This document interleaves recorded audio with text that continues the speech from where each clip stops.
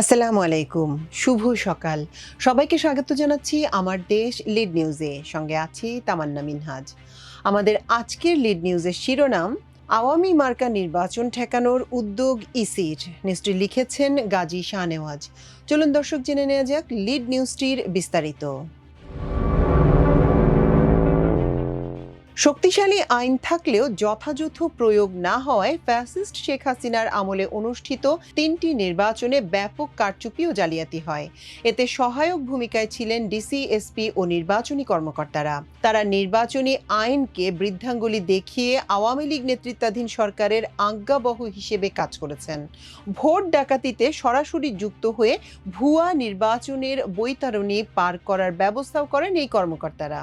আদালতে এসব স্বীকারোক্তি দিয়েছেন গ্রেপ্তার হওয়া সাবেক দুই প্রধান নির্বাচন commissioner K M Nurul Huda ও কাজী হাবিবুল আউয়াল। আওয়ামী আমলে পরপর ৩টি নির্বাচনে এই তিক্ত অভিজ্ঞতা থেকে বেরিয়ে আসার উদ্যোগ নিচ্ছে ছাত্র জনতার অভ্যুত্থানের পর গঠিত নতুন নির্বাচন কমিশন। অতীতের বিনা ভোট, রাতের ভোট ও ডামি নির্বাচন থেকে শিক্ষা নিয়ে জনগণের প্রত্যাশা পূরণে গুরুত্বপূর্ণ পদক্ষেপের কথা জানিয়েছে সাংবিধানিক সংস্থাটি। এজন্য নির্বাচনী অনিয়ম বন্ধে কেন্দ্র থেকে মাঠ প্রশাসন পর্যন্ত সংশ্লিষ্ট কর্মকর্তাদের কঠোর জবাবদিহির আওতায় আনার পথে হাঁটছে কমিশন। ইতিমধ্যে এ সংক্রান্ত কর্মপরিকল্পনা ঠিক করা হয়েছে। সুষ্ঠু ভোট আয়োজনের লক্ষ্যে সম্প্রতি বিশেষ কর্মশালা করেছে ইসি। এতে সংস্থাটির কর্মকর্তারা অতীত নির্বাচনের নানা অভিজ্ঞতা তুলে ধরেন। তাতে উঠে আসে নির্বাচনী কর্মকর্তাদের নানা অনিয়ম সহ বিতর্কিত ভূমিকার কথাও। বলা হয়, আইনের তোয়াক্কা না করে বিগত ৩টি নির্বাচনে ভক্ষকের ভূমিকায় ছিলেন রক্ষকরা। এতে ভাবমূর্তি সংকটে পড়েছে ইসি। এখন এই চ্যালেঞ্জগুলো চিহ্নিত করে পাতানো নির্বাচন ঠেকাতে উদ্যোগ নেওয়া হচ্ছে। সংশ্লিষ্ট সূত্রে জানা গেছে, অতীতে ৩টি নির্বাচন ছিল জালিয়াতির ঘৃণ্য দৃষ্টান্ত। এর মধ্যে সাবেক CEC K M Nurul Huda কমিশনের আয়োজন করা নির্বাচনটি ছিল সবচেয়ে নিকৃষ্ট। অন্যান্য দলের পক্ষ থেকে ওই নির্বাচনকে নিশি রাতের ভোট বলে অভিহিত করা হয়। এ ধরনের ঘটনা যেন আর না ঘটে সে ব্যবস্থায় নিচ্ছে ইসি। কর্মশালার মূল প্রবন্ধে বলা হয়, আচরণবিধি যথাযথভাবে পালন করা সম্ভব হলে সুষ্ঠু ও শান্তিপূর্ণ পরিবেশ তৈরি হবে। সবার মধ্যে নিরাপত্তা বোধ তৈরি হবে। ভোটাররা নির্ভয়ে ভোট কেন্দ্রে যাবেন এবং ভোট দিতে পারবেন। তবে আচরণবিধি লঙ্ঘনের ঘটনা এবং আইন প্রয়োগের নিষ্ক্রিয়তা দেখা গেছে। বিগত সময়ে অনুষ্ঠিত বেশিরভাগ জাতীয় ও স্থানীয় নির্বাচনে ক্ষমতাসীন রাজনৈতিক দলের একচ্ছত্র অনৈতিক আধিপত্য ও প্রভাব এবং মাঠ পর্যায়ে প্রশাসন ও আইন শৃঙ্খলা রক্ষাকারী বাহিনীর সক্রিয় ভূমিকার অভাবে জনগণের মধ্যে নির্বাচন ব্যবস্থার প্রতি অনাস্থা তৈরি হয়েছে।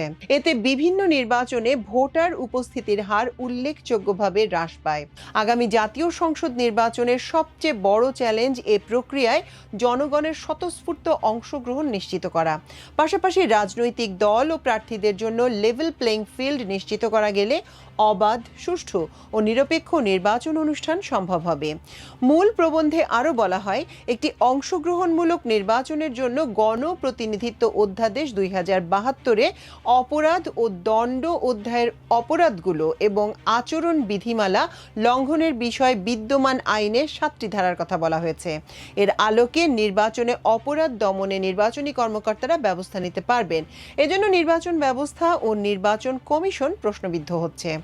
আগামী জাতীয় নির্বাচনে অপরাধ রোধ ও আচরণ বিধি প্রতিপালনে কর্মশালায় ৬টি লক্ষ্যবস্তু নির্ধারণ করা হয়।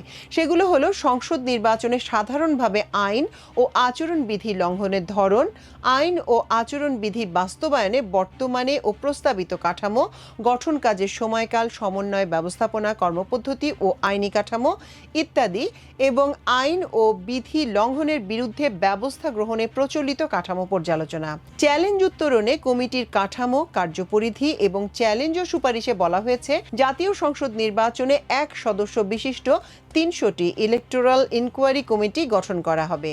নির্বাচন পূর্ব অনিয়ম প্রতিরোধ ও নিয়ন্ত্রণে বিচার বিভাগীয় কর্মকর্তারা এই কমিটির দায়িত্ব পালন করেন।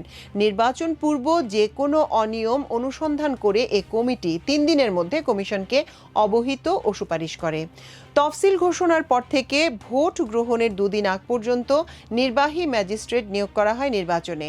তারা প্রার্থী, কর্মী, সমর্থক ও রাজনৈতিক দলের কেউ আচরণবিধির লঙ্ঘন করলে তাৎক্ষণিক সাজা দিতে পারেন। কিন্তু নির্বাচনী কাজে যুক্ত এসব কর্মকর্তা নিজ বিভাগের দায়িত্ব পালনের পাশাপাশি নির্বাচনী দায়িত্ব পালন তাদের জন্য কষ্টসাধ্য হয়ে পড়ে। এছাড়া এলাকায় বিস্তৃত হওয়ার কারণে তাদের দায়িত্ব পালনে সীমাবদ্ধতা পরিলক্ষিত হয়। এ চ্যালেঞ্জ উত্তরণে 3টি সুপারিশ করা হয়। এগুলো হলো ম্যাজিস্ট্রেটের দায়িত্ব পালনে সুনির্দিষ্ট নির্দেশনা দেয়া, প্রয়োজনীয় সংখ্যক ম্যাজিস্ট্রেট নিয়োগ করা এবং তাদের কার্যক্রম তদারক করা, বিচারিক ম্যাজিস্ট্রেটদের ভোটের 2 দিন আগে, ভোটের দিন এবং পরের 2 দিন সহ 5 দিনের জন্য নির্বাচনের কাজে যুক্ত করা হয়। কিন্তু এসব কর্মকর্তা অতীতে সঠিকভাবে তাদের দায়িত্ব পালন করতে পারেননি। এ কারণে নির্বাচনী অপরাধের তথ্য তাৎক্ষণিকভাবে পাওয়া যায়নি। এ চ্যালেঞ্জ উত্তরণে 3টি সুপারিশ করা হয়েছে। এগুলো হলো নির্বাচন অবাধ, সুষ্ঠু ও নিরপেক্ষ অনুষ্ঠানের লক্ষ্যে নির্বাচনী অনিয়ম ও অভিযোগের তাৎক্ষণিক প্রতিকার নিশ্চিত করা, রিটার্নিং অফিসার, সহকারী রিটার্নিং অফিসার এবং ভোট গ্রহণ কর্মকর্তা ও আইন শৃঙ্খলা রক্ষাকারী বাহিনীর মধ্যে নির্বাহী ও বিচারিক ম্যাজিস্ট্রেটদের কার্যকর যোগাযোগ, সমন্বয় সাধন ও লজিস্টিক সাপোর্ট নিশ্চিত করা, বক্তব্য দেওয়ার অনুমতি না থাকায় নাম প্রকাশ না করে কর্মশালায় অংশ নেওয়া একাধিক কর্মকর্তা আমার দেশকে বলেন, নির্বাচনী কর্মকর্তাদের দায়িত্বে অবহেলার কারণে সমন্বয়হীনতা দেখা যায়। অনেকে পদপদবীর কারণে প্রভাবশালীদের বিরাগভাজন হতে চান না।